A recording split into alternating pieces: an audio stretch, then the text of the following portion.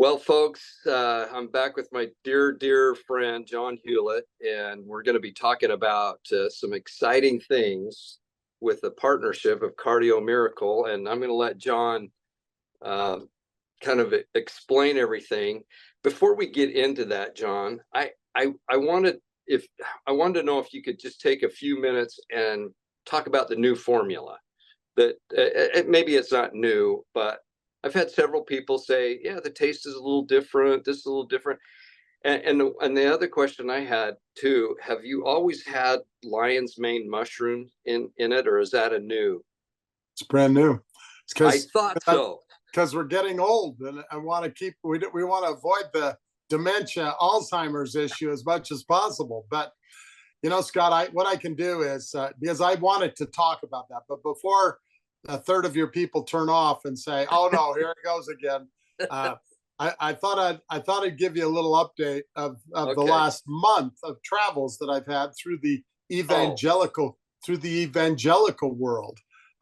It's been really interesting, and I was noticing our mutual friend Greg Mattson is visiting with his pastor Jeff, and I've listened to some of those interviews, and I guess they're doing some sort of meet the interfaith kind of conference. And then you had just talked about you're being kind of the MC of that event that was partially people who are firmly in the faith and partly people who probably have their own interpretation. What's been your feedback from your event? Because I think it's great. The more we can communicate and the more we can relate to our brothers and sisters in all aspects of religion, especially these great devoted evangelicals who have been tough on us through the years. And I understand the anger that a lot of people have. I can tell you that I've had some interesting experiences myself that I'll be happy to share. But how's it been going with the feedback from your last your MC, and just how did you feel about how do you coexist and work with people who have just don't have the same rock solid commitment to the restored gospel or the restored church, and at the same time with the gospel? So great question. I've noticed. So, well, I'll go back just a little bit. So when you and I were in Park City, the Church of Jesus Christ of Latter-day Saints was way in the minority in Park City compared to, like, say, the Catholic Church. So we hovered, I think the highest we ever got, this is men, women, and children, we had about 4,000 or 4,200 members. And conversely, the Catholic Church had probably about 8,000 or 10,000, I would think. Yeah, I was going to say double, at least double that. Now, right. Now, they're not all devoted, but neither were the LDS, right? So there was also a good Jewish community representation. So prior to me becoming the stake president there, President Evans had done a lot of work with interfaith. It's because he was selling them cars. He was exactly, and he was doing a lot of business with them, which was great. And I guess Mawini, wasn't the name of the car dealership Mawini Ford or something?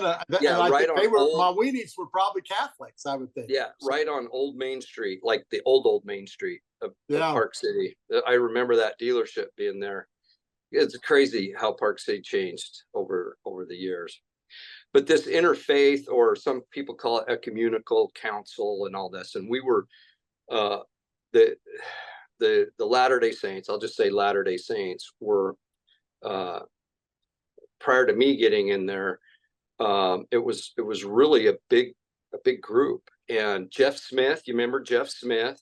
Oh yeah.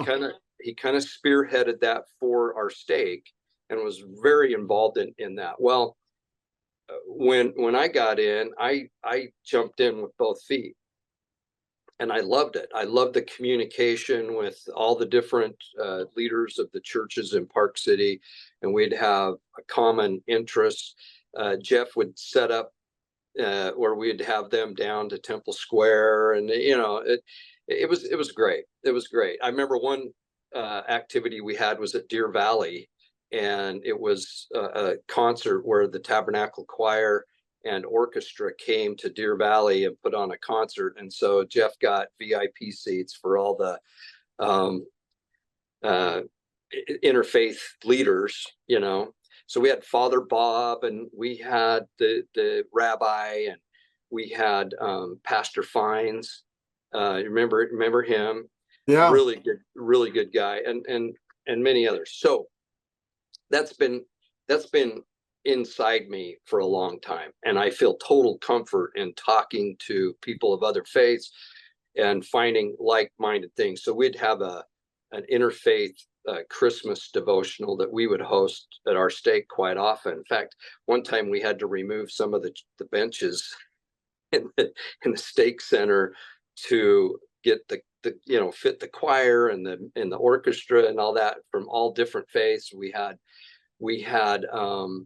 different pastors speaking in an LDS chapel at Christmas time, and it was Did you awesome. get permission? Did you get permission to do that, or did you get? Yeah. Oh wow, that's amazing. That's great. Yeah, because I felt like it was good, but I've always found that forgiveness was better than permission myself. But yeah, but I did get permission. They said, "Great, go for it." And we've seen this example from the leadership of the church, where they're always meeting with ministers and pastors and even the Pope, right? Yeah. And which I'm not a big fan of the current Pope, but that's a different story. but definitely people of faith, we have so much more in common than we have differences. And so I love that. So this last conference we had, as I mentioned in my last video, I'd say is about half Latter-day Saints and half other organizations, or not even organizations, but people that believe in the Book of Mormon, Doctrine and Covenants, but they're not part of the church. Okay. Yeah. So we call them groups of the restoration, or people of the restoration. And it was 2 full days of focusing, and with just a couple of exceptions, I did not feel uncomfortable about anything, and felt enlightened by much. So yeah, I'll probably be involved again next year, either doing a presentation or emceeing it again. I've already got an invite to do either, so we'll see what happens. It's pretty cool. I love it. I feel comfortable with it, and I take the cue from the brethren to reach out and really, especially these people that we have the Book of Mormon and Doctrine and Covenants in common. Like, why would we? Yeah, that should be a very easy stretch there to work with them, right? Yeah, and I know the apprehension of people, and I get that. I personally don't have that, and serving 2 or 3 missions, you get used to that as well. You're talking to anybody and everybody about the gospel of Jesus Christ, the restored gospel. So where some people feel uncomfortable or don't think you should associate or be affiliated, because we have that question in the temple recommend question. Do you agree or affiliate? I used to get in trouble on that one a little bit, because I would say that some of my dearest friends were polygamous, and they were. I mean, I had Warren Jeff's son, oldest son, was the foreman of my property. I had a fairly substantial estate back in my former life in Sandy, Utah, and the guy who took care of it for me was Rulon Jeff's oldest son, and Warren Jeff's older brother. Yeah. And he was the nicest fellow. He died a couple of years ago, but whenever I run into people in the specific pattern of clothing at Costco in southern Utah, which there's a number of them, I often smile, go over and say hello to them, and they're kind of like, "Who's this guy in the Hawaiian shirt talking to us?" And I asked him about my friend Alan and Colleen Jeffs and their kids, because I think I probably, maybe I shared with you when I was out of town once, I told him he could use our pool and come over and have a good time with his family. And we got back early and we could hear laughing and screaming and shouting for joy over the fence. And my spouse said, I think they're still here. I said, well, they're definitely here. There's 30 cars in our driveway. They're definitely here. And I peeked over the fence, and it was like Little House on the Prairie finds the swimming hole. And they were they were fully dressed, boys in Levi's long shirts, flannel shirts. This is the middle of the summer.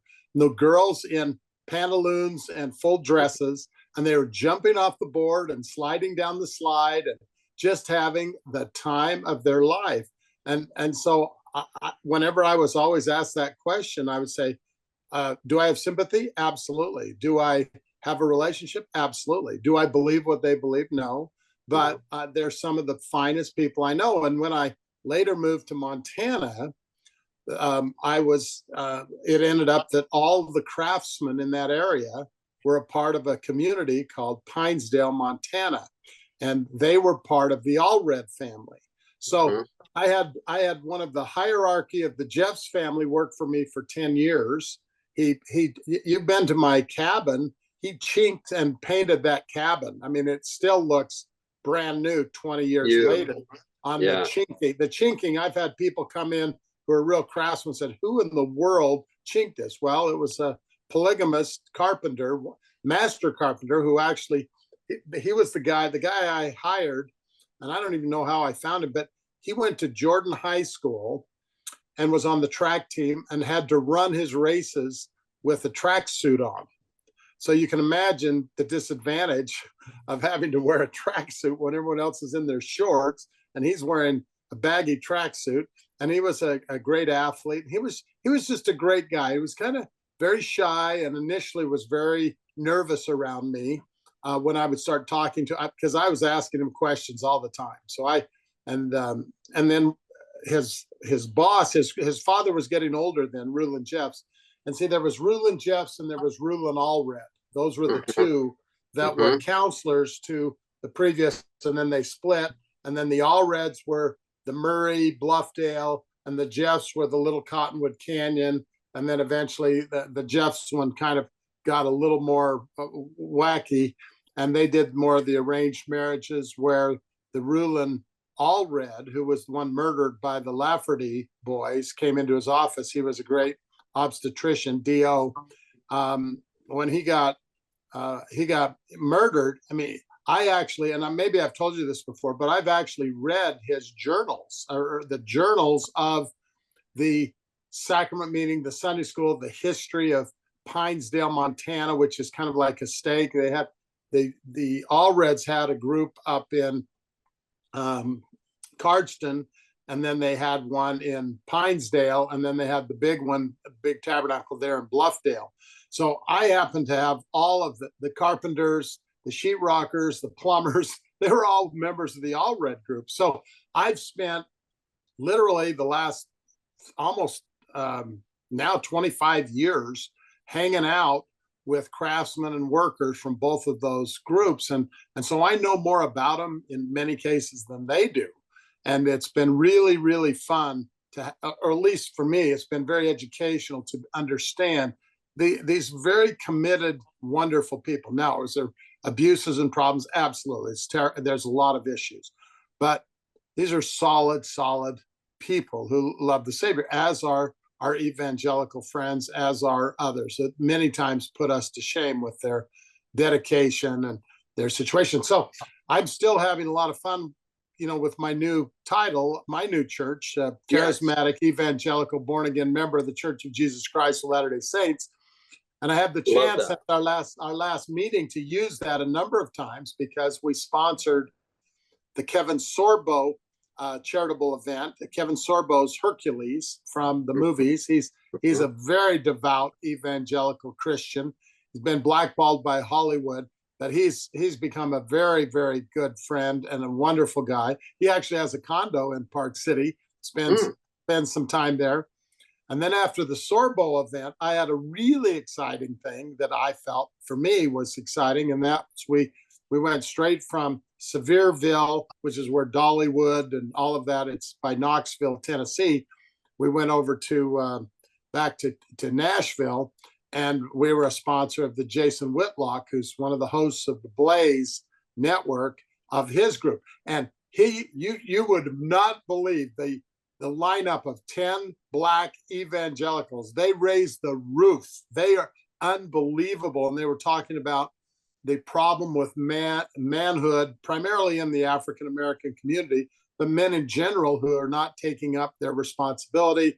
And it was a wild day. And the night before at the sponsors dinner at VIP, Tyler Carden, who's Sam Carden, the great musician, LDS musician's son. Yep. Tyler's the president of the Blaze Network. He's a young, very successful attorney. I got him on Cardio Miracle 6 months ago, and he even texted me the other day and says, "I'm in Salt Lake. I think I've run out of Cardio Miracle. Where can I get some? I've got to have it." So it's kind of fun that now the president of the Blaze is hooked on Cardio Miracle, because when he first met me, he thought, why would I listen to anything that this overweight guy has to tell me? But he started taking it and having great. Well, he taps me on the shoulder Friday night of the Blaze. It was over the week after Memorial Day. And he says, "Would you like to meet Glenn?" And I said, "Would I?" I've shook his hand once, said hello. Glenn Beck's always been somebody I've admired greatly, of his love for American history, his devotion to the church under tremendous scrutiny. He's got a lot of flack about his relationship and membership in the church. So I went over and met Glenn, and we had 30 minutes of a private conversation that was over the moon. We talked about our mutual hero, George Washington.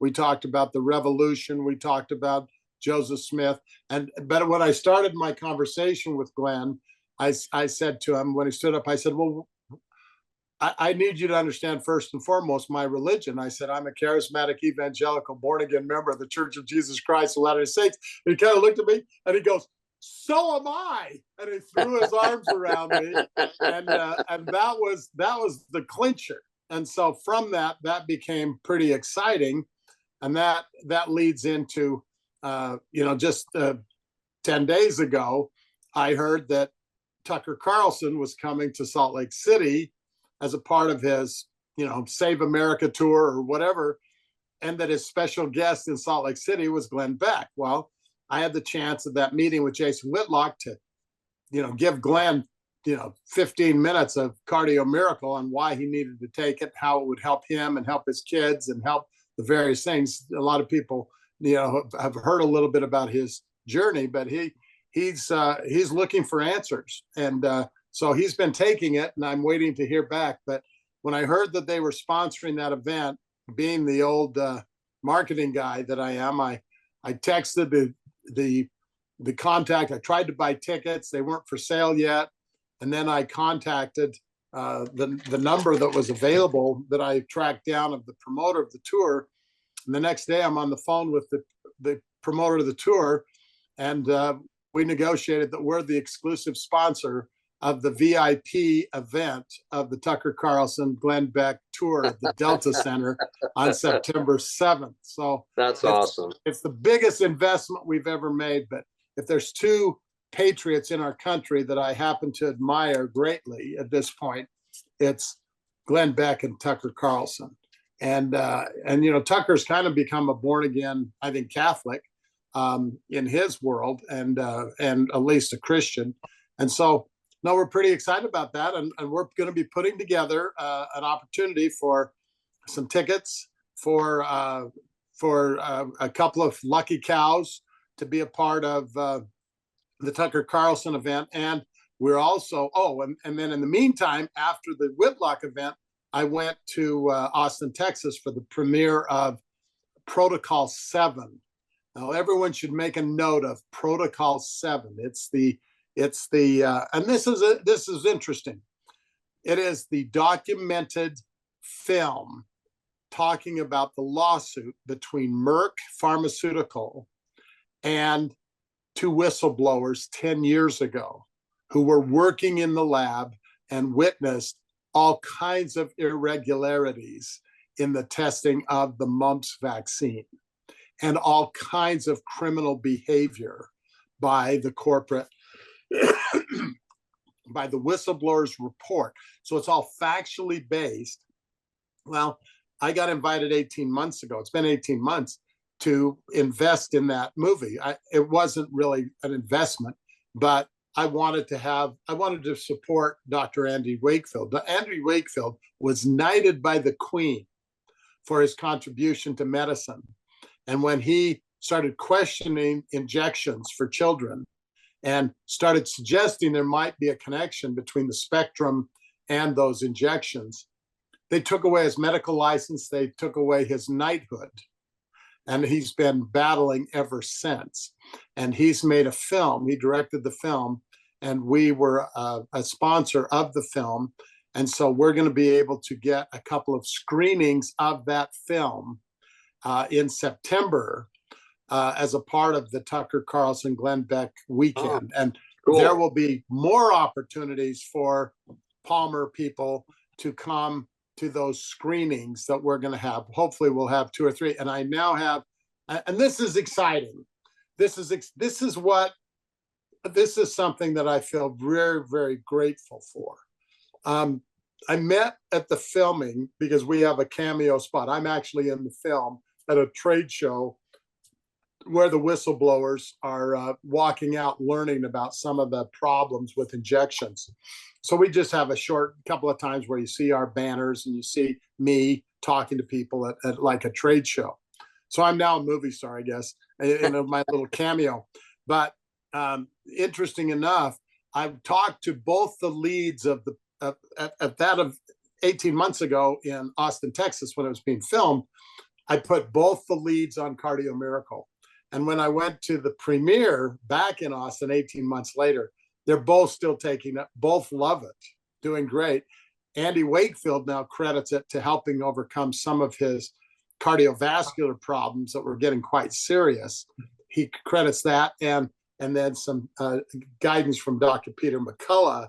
So he's working with Peter McCullough and Cardio Miracle on his extensive cardiovascular things. And so he's totally on board. Well, because of that and my involvement in that, the film is rated R. It has 4 F-bombs in the midst of the drama of the interaction between people. No violence, no sex, 4 F-bombs in the course of conversation, which, you know, if you go anywhere, you're going to hear those anywhere. But I said to the producers after the showing, and they were up and thanked me, and they both take Cardio Miracle, the producers. And I said, I need you to take the F-bombs out and do an alternative screening for my followers. I've got several groups of several millions of people that I want to recommend the film to, but I would like to recommend one that doesn't have the R rating. And they go, well, we thought of that. And I said, well, would you do it? And I actually asked Andy Wakefield. And after I had some conversation with Andy, he says, yes, John, we'll get that done. So they're going to change the film. They're going to change the film. Now, I think it was probably unjustly rated R because, my gosh, you know, people use the GD this and GD that and JC that and everything else all the time and doesn't seem to matter. But I just thought, isn't that interesting that we can make a difference? We can actually have an impact if we're not afraid to stand up at times for what we believe.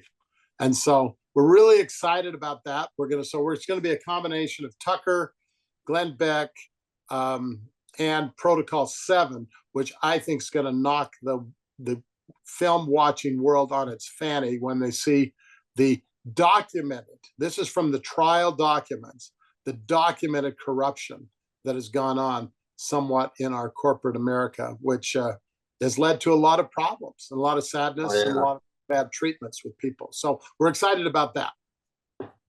So cool. Well, I know my sons, they were already on, trying to buy tickets to that event because it's a big deal. Tucker Carlson, it's like you say, he's had a huge spiritual awakening, and he's now associating himself and interviewing people that have had similar awakenings. It's easy to get caught up in the negative, and I'm the master at that, of finding the negative in everything, but there is a huge spiritual awakening that's combating the evil, and it's actually always ahead of the game. Christ is always ahead of the game. He's not playing catch up. It's the devil that's trying to do the catch up all the time.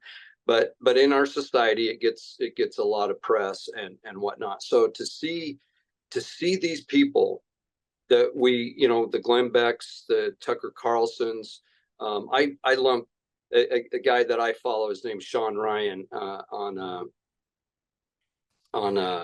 Spotify. He has just a podcast, and not just, but he interviewed Tucker, and these two were just telling each other how they love Jesus and how they've come to believe. And you typically don't hear that from this guy's a former Navy SEAL, pretty godless, a lot of baggage, and he just recently has really turned his life around, and it's exciting to see. And the thing I love about Tucker and about Glenn Beck and about some of these other is the honesty that you hear in their voice, in their presentation. And I think that's what a spiritual awakening does, is that it not only opens your eyes, it helps you express just pure honesty.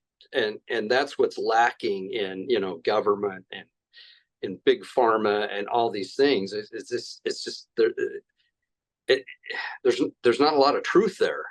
And I love the fact that we have these formats now where we can really get the truth out. Exactly. It's a miracle.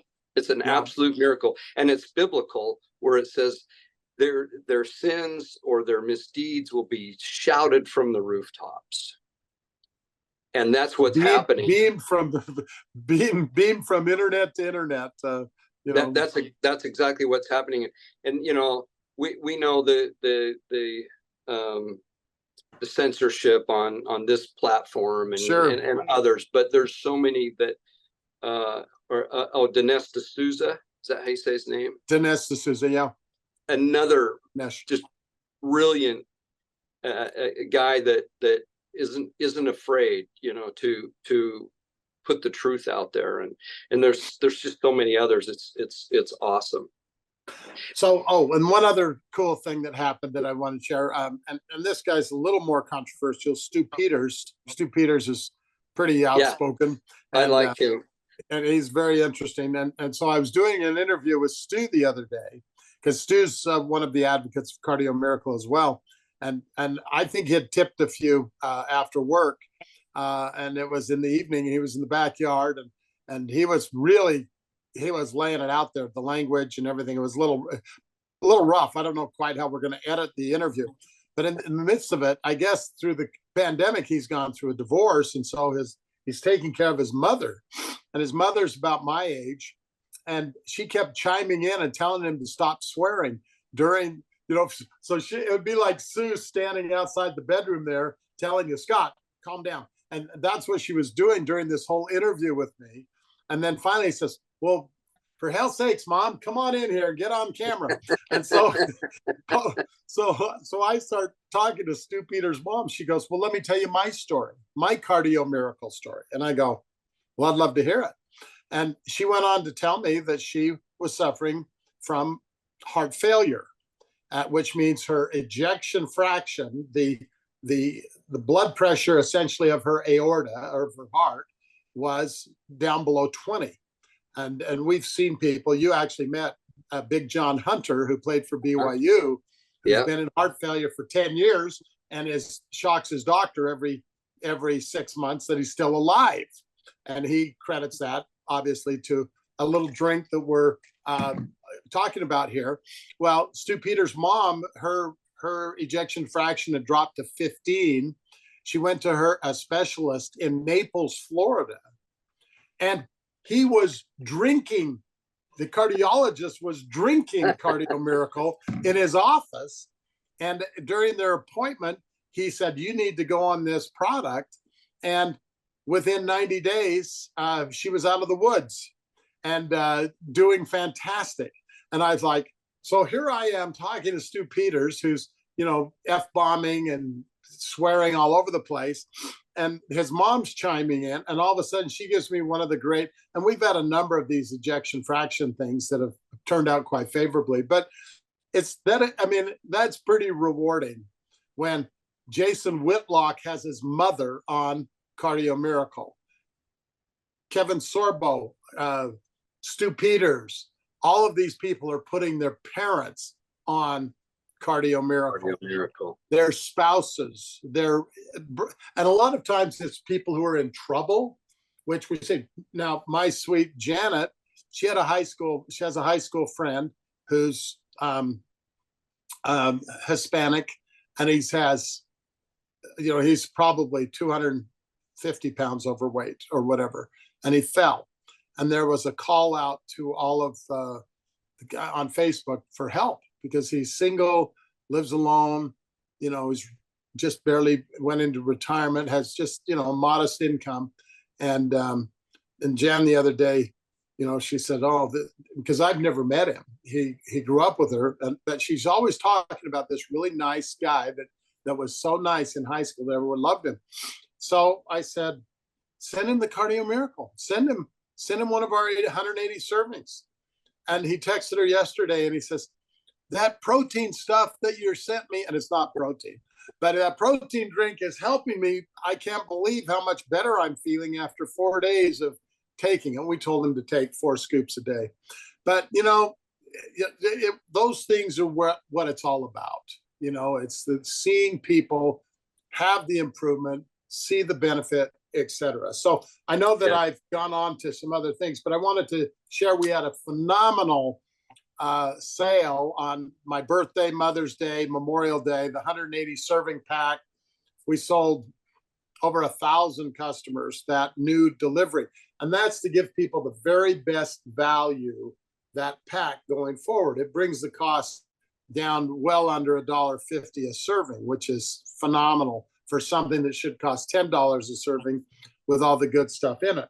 Now, you asked me if we've just put lion's mane in or whether it's been, well, that was part of the new formula adjustment when I moved to the new manufacturer, is that I decided that with the volume we're doing, we were able, once again, miraculously, to not have a price increase.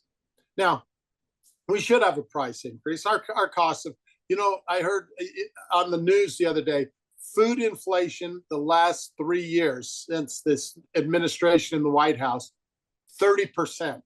Yeah. 30%. Well, our costs have gone up, but we try to do everything we can to save money wherever we can without compromising the formula. And it's so interesting. We've had such an interesting response from people. It's like give them a text and all of a sudden they get really nasty sometimes and mean-spirited. I even had one of Janet's relatives wrote me this scathing text. She's in her 80s and she goes, the packets are smaller, the taste is different. What are you trying to do? And she went on, and I brought her back and I said, we're practically giving it to you as a member of our family. I can't believe you are this is a health drink, for heaven's sakes. It's not soda pop. And I got maybe a little defensive. And then she immediately wrote back and says, I'm so sorry. I've just had a bad day and blah, blah, blah, blah, blah, blah. Well, if it's so bad, don't take it. Feel miserable. Go back to taking drugs, whatever you want to do. It's so interesting. But the reality is, a year and a half ago, we lowered the erythritol before erythritol was accused, I think falsely, as being a part of the myocarditis epidemic that's going on in the world. That was a Yeah. farce. You notice we only heard about it for a week. We've never heard about it since. But before that, 2 months before, I had wanted to go to organic monk fruit, but the cost was outrageous. It was prohibitive.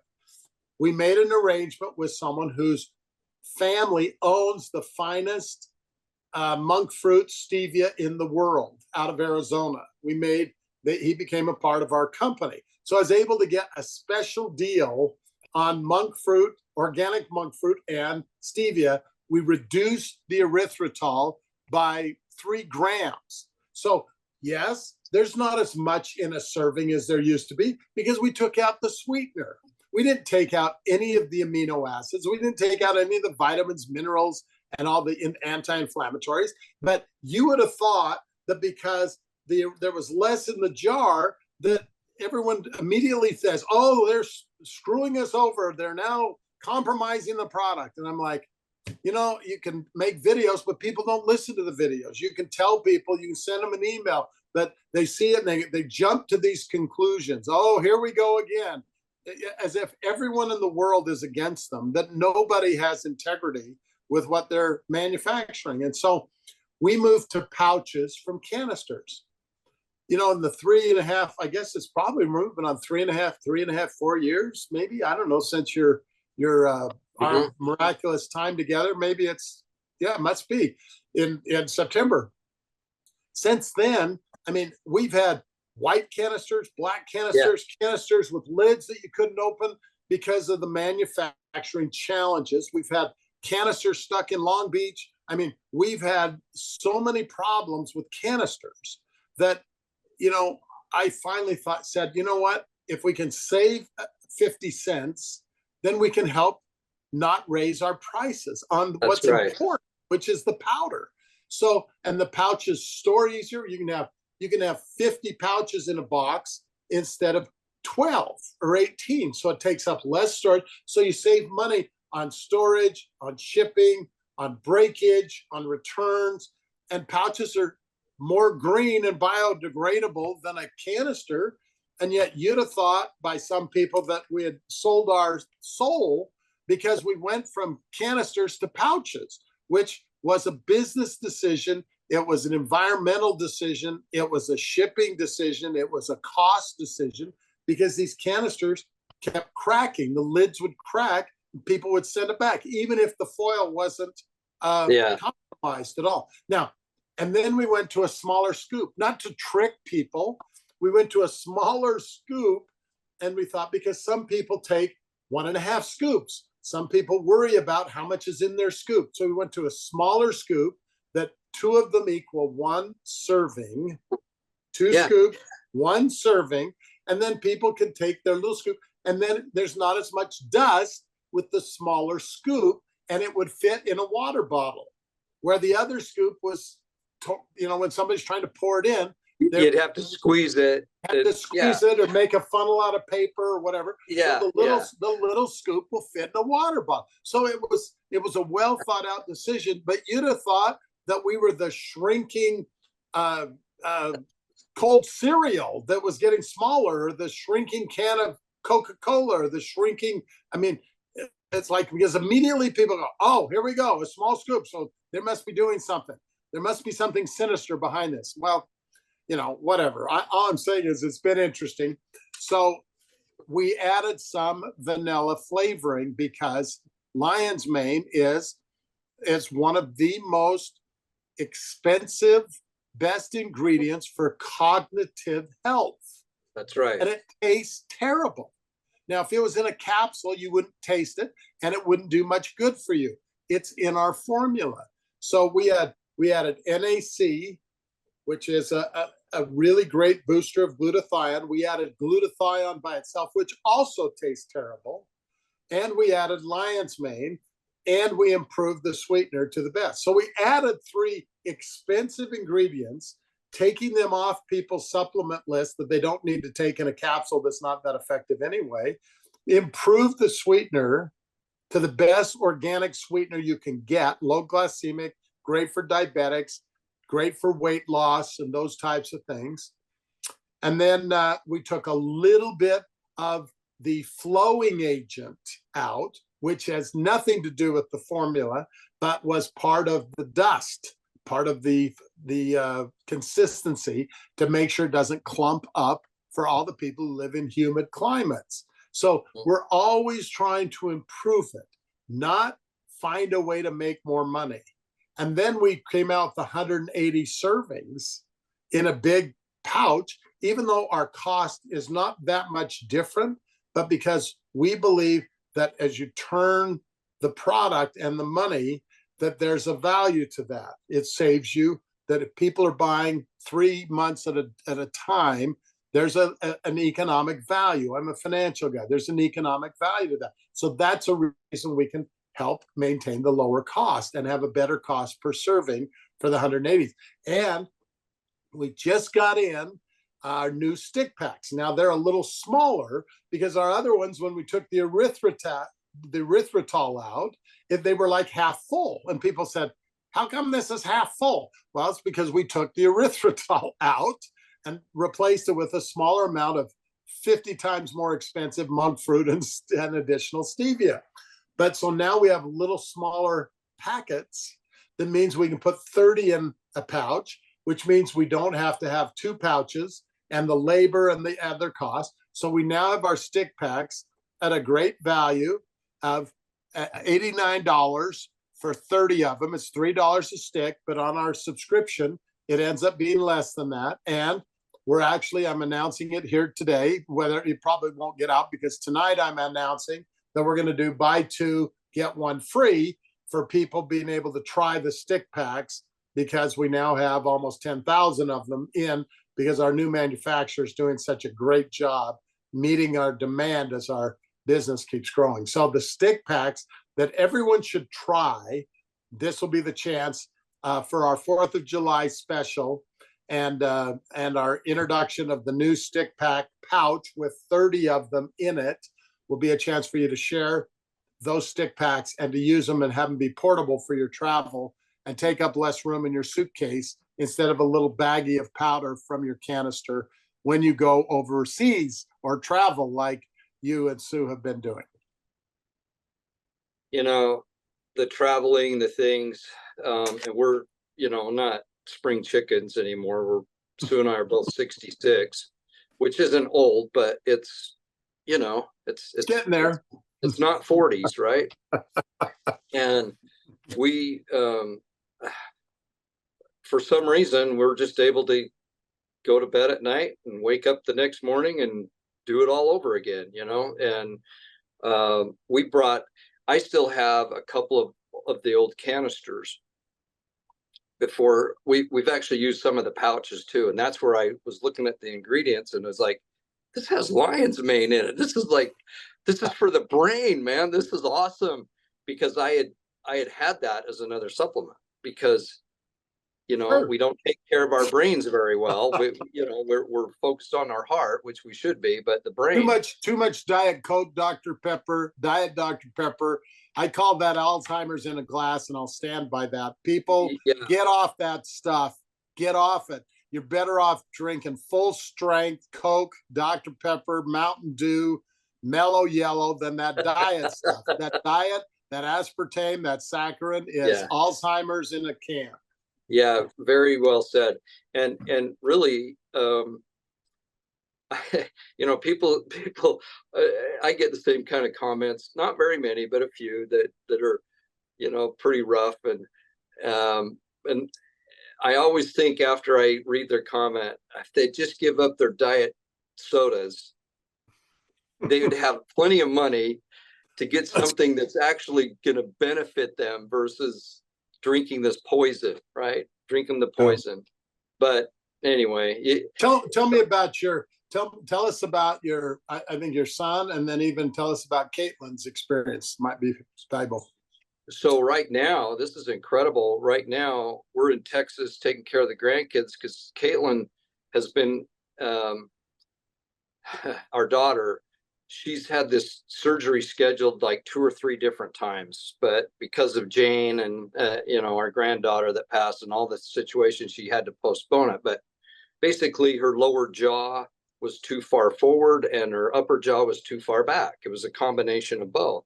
And surgically, it's a pretty major surgery. They go in and they cut the upper jaw and expand it to go forward, and then they cut the lower jaw and they do it all inside. It's crazy. They basically it's a tough surgery. Yeah. And then they don't wire the jaw shut, but really, really strong rubber elastics that are kind of on braces that they put on. Anyway, very, very technical, and there's only a few people that can really do a great job, and one is in Dallas, an hour or two away from here. But this guy's great, and he did the surgery. So Caitlin, after she got home and was able to start drinking, because she can't eat for 6 weeks, can't eat solid foods. So she's been like with a squeeze bottle, drinking 3 Cardio Miracles a day. And the doctor said, you're going to have some major bruising. She has such light bruising. It's for right now. Now, tomorrow, so she had her surgery Thursday, and today is Monday. Tomorrow we go. I drive her up for the checkup. So we're really anxious to see what the doctor might say there about how she's doing. But gosh, she's up and about. Hardly any pain meds other than some ibuprofen for swelling, inflammation. But the hard pain meds, she's hardly taking any. I don't know. It's, to me, That's great. It's an awesome blessing. So yeah, a lot of good things. Last Tuesday, the week before that, my Janet had some pretty significant oral surgery, things that have been a problem emerging for a while. And then I'm taking care of her last week for a couple of days. And then all of a sudden I have like the worst toothache I've ever had in my life. And finally, reluctantly, after 2 nights of not sleeping, go into an emergency dental visit, and they go, oh, you've cracked a wisdom tooth. You're pretty old to have your wisdom teeth. How come? And I said, well, I got a big mouth, so they've always fit okay for me. But I had cracked a rear wisdom tooth down the middle. And it was really interesting. And so I scrambled around, finally found somebody in St. George who would take me in and extract it. And it was pretty uncomfortable at first. And then he shot me up, and the shots were the worst. And he did a great job pulling it out. Literally, so I stopped the Cardio Miracle the night before the extraction, just because I didn't want a lot of extra bleeding potentially. And then I waited one day, and I was kind of a zombie, and then started pounding it. I ended up taking maybe 6 ibuprofen, 2 at a time, 3 times over the first 36 hours. Haven't had a problem since. Isn't that great? It's so it's cool. Amazing. So, and I've seen this so often. And, folks, I know that many of you probably have a hard time believing that this kind of stuff is true. But here, Scott and I came together because your ankle was being operated on. You had and your ankle has healed and recovered remarkably. I'm sure there was a thought that you would probably have a situation that you'd be limping for the rest of your life, let alone leading the active lifestyle that you have. And I see this all the time with knee replacements, shoulder replacements, hip replacements. The people who are pounding the Cardio Miracle before the surgery, up until probably the 48 hours before the surgery, and then start taking it after the surgery, they recover in half the time, a third of the time. My son Jason, it's his 46th birthday today, he tore his patella tendon. Now, that is the tendon attached to your kneecap. So it's like rolling up your leg. It's a 12-month rehab. 6 months of problems. In 2 months, he was having the flex as if he was 8 months into his rehab, and he's back doing stuff that they said he would never be able to do again. So whatever, that those things happen. So we know that it's great, but it's a very interesting. Jen and I, we moved up the street, so we've also moved in the last. It's been quite a 30 days for us. We've been really, really busy, but we sit outside yesterday, and we were saying to ourselves, how can the world be falling apart? And we're here living in this wonderful place. And it's like, I'm sure when you're walking around Mountain Green, you're saying, what is going on in Ukraine? What is going on in Israel? Yeah. What is going on in San Francisco? What is going on at the border? And here we are in this bubble, and we're so fortunate. And yet we need to lift others with the gospel, with the I was in priesthood yesterday, and a wonderful guy, very knowledgeable, gave a very nice lesson on Elder Razban's talk of words matter. And at the end, he tied it all up and talked about, understanding and the scriptures and everything else. And I raised my hand, and he says, well, we've got to go. And so I didn't get to say what I wanted to say, but let me tell you what, I'll tell you what matters. Spiritual experiences matter. The gifts of the Spirit matter. The power in the priesthood matter. The feeling you have when you go to the house of the Lord matters. The feeling you have when you serve your fellow man as a missionary or to lift them out with a moment. That's what matters. All the intellectual understanding is dandy. All of the truths that are revealed are great. But if you don't have those spiritual witnesses, then you're going to be in one of those intellectual groups that believes in parts of the restoration because it's the only one that makes any sense to me as a charismatic evangelical born-again member of that church.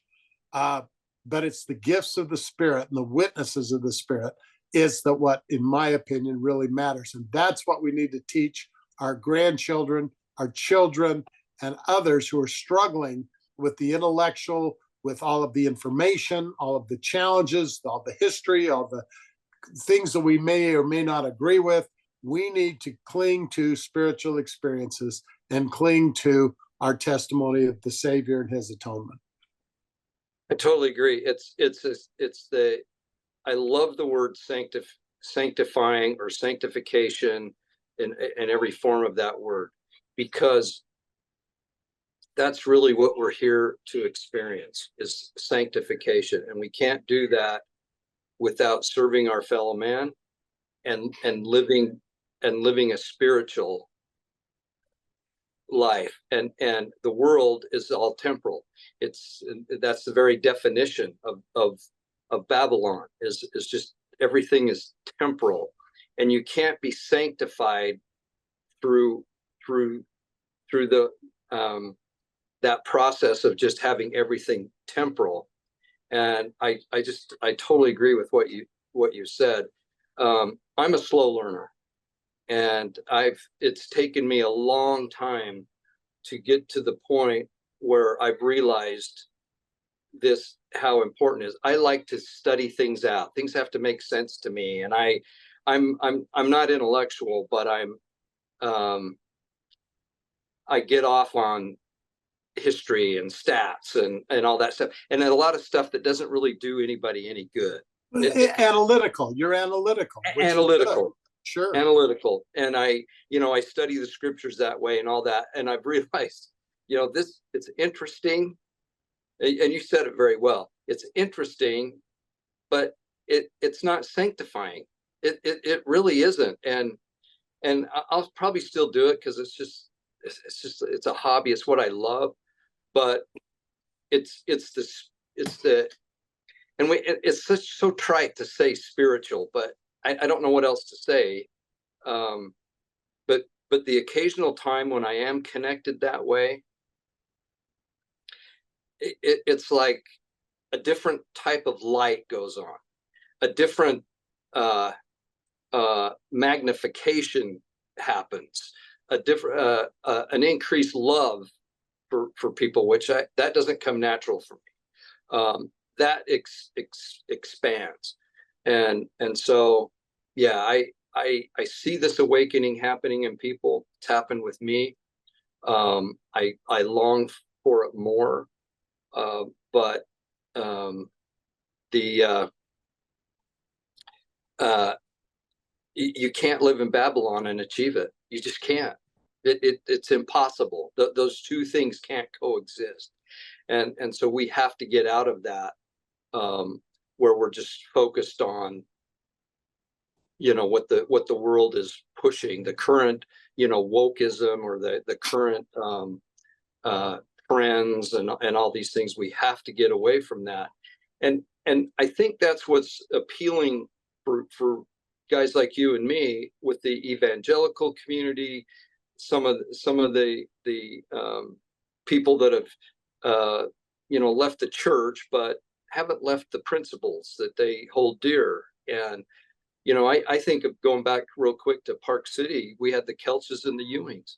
I was bishop in Silver Creek, and we ministered to those folks every bit as much as we did, because President Evans, him, he'd say, Bishop, your keys are over the community there, not just whether they're members or not.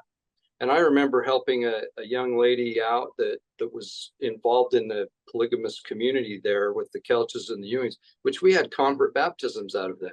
And they still have to be interviewed by a general authority, which is, I think it's kind of funny, but, whatever.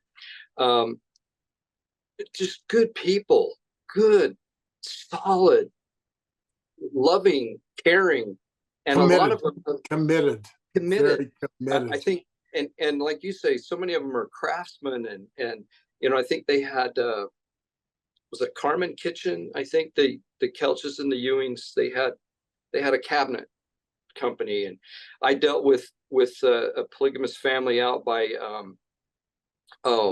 is it Mona, out to there towards Nephi, going to Nephi. The Rocky Ridge, or Rocky the Ridge. Yeah, yeah. I don't know if it's Rocky Ridge, but it's that ridge on the way to Santaquin, out of Santaquin. Just outside of Santaquin. You're exactly right. And they I dealt with them with trucking. They were just, I never had to go, we got to negotiate rates. We have to, I don't know if they're, trustworthy. It was never an issue. It was handshake, work, produce, move forward. It was just awesome. And then there was, I think it's out in a place called Burl, out by Nevada border, and they had a tire recapping plant. And I dealt with those guys where they would recap tires. These are just, so it's fun finding the things we have in common. It's fun helping people. And you with Cardio Miracle, it's really about helping your fellow man, isn't it? I mean, that's really the satisfaction. Helping to save our country. I mean, I was actually filing through my new office, and I was looking at receipt after receipt after receipt after receipt to things that I donated to, the company had donated this last year: autism, cancer, overcoming cardiovascular problems, diabetes, research into PTSD for veterans groups. And I'm like, I'm acting like I'm a lot wealthier than I am. and just like our investment in Andrew Wakefield's movie, Protocol 7, there was no way on earth I should have done that. But it's now coming back in spades. There's no reason I should have invested in Jason Whitlock's fatherhood male situation. But that's where I had a chance to connect with Glenn Beck. I mean, Kevin Sorbo. I mean, if you pay it forward, and if you live in faith and you really do try to do what's best and do what's right, it's not without taking a few arrows. I mean, that's part of the, but so to those of you who I've responded maybe in a terse manner on some of your critical comments, I apologize, but I have a thin skin because I see the thousands of lives that we're helping every day. And I see that, and I find it really interesting that people could be so harsh over something that tastes like a little bit of vanilla, when all they have to do is just put in a cup of apple cider vinegar if you don't like the taste, or put in orange juice, or put in anything. Put in your Dr. Pepper, for heaven's sakes. I mean, you can do whatever you want. I mean, this is not that difficult.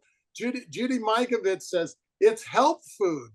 It's God's. She calls it God's living water. I mean, it's really interesting. But a couple of years ago, Scott, I was with my hat in my hand trying to get people just to look at a brochure.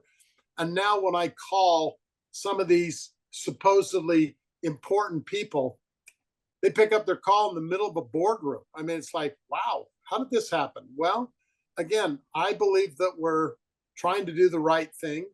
And once people understand that and they see the results, then they do that. But I wanted to just, and we need to go because let's finish up here. But I wanted to say, little Jane, you're there in her room.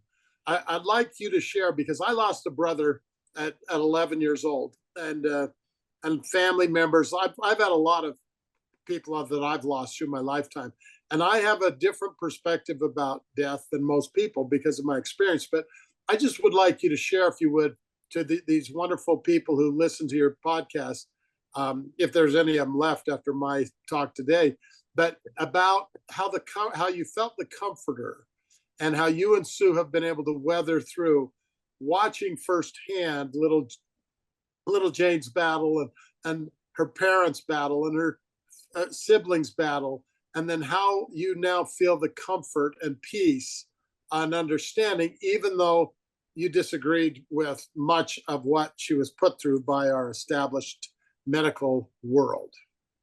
Yeah. Well, right behind me is her bunk.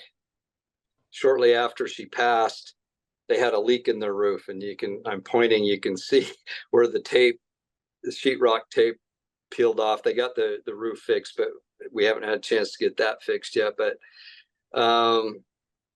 you come back, and all these reminders of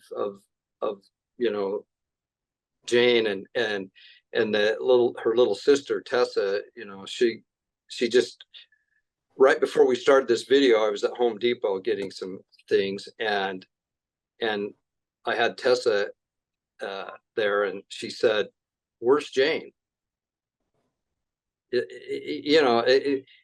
She's two and a half, and wondering, where's, because probably the last time she was at Home Depot, Jane was probably with her. That's my guess. That's my guess. I don't know. Sure. So, to be straight up honest, the peace is kind of an overall umbrella that I don't experience all the time, to be honest. I do, but I'm still. It's a grieving time still. I'm still grieving. Absolutely. So and it is. It'd be nice for me to say, that God's kind of taking care of all of it, but I think it's important to feel that separation and to know, because what it does is it makes me rely more on the Savior. I was thinking of people in poverty and people without things. Quite often, they're some of the happiest people. Not always, but you go to some cultures, and where they have very little, they have big smiles on their faces. They're happy, and quite often it's because of their relying on God, or on a spiritual, like we were talking. And this has made me, this situation with Jane's passing, with her dying, has made me rely more on the Lord, and I have become closer to Him. So in that sense, it's been a huge blessing. But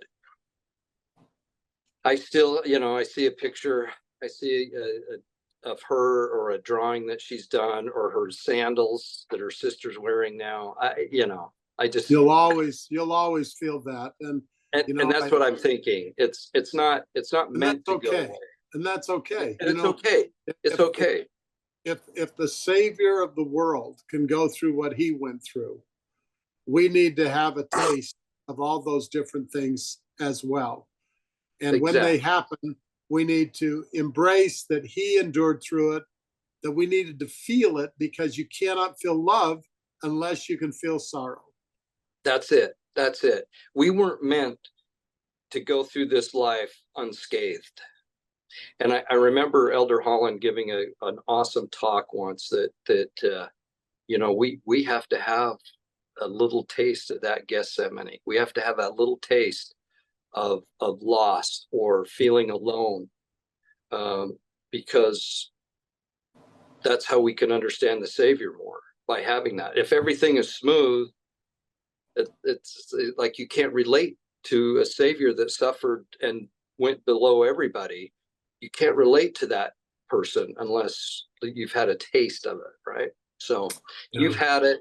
We voted to come here. We voted. We wanted, we saw it, and we wanted to experience it. So that's where we have to, just like having a wisdom tooth pulled, just like having your jaw broken and refit, just like many of the things that all of our people go through. But that's why we're pretty excited. I'm delighted to have hope in a glass. It makes a difference for me. Hey, we love you. Give Sue a hug and tell Caitlin that I love that when she can speak, and give her cardio mirror. I think you'll get a glowing report, is my prediction, by the physician that will say, I cannot believe how well she's healing. That's what I believe will happen. I'll report back. We'll do that. Okay. And just one last thing on Caitlin. Her teeth are touching for the first time in her life. Her teeth are all, like before, it'd be more like this. But her teeth, she actually can touch all of her teeth with the bottom and the top. First time ever. She's like, this is really weird. So that's right. You said that you love George Washington. If he had had good teeth, he would have lived a lot longer and a lot happier life. His teeth gave him so many issues. Yeah. Teeth are so important to our health. And I love the fact that Cardio Miracle can help that process too. Periodontal disease, it's amazing. So it's amazing. Well, God bless you and Sue. We look forward to seeing you soon. Okay, love you, John. Take care. Talk. See ya. Okay, bye-bye. Bye-bye.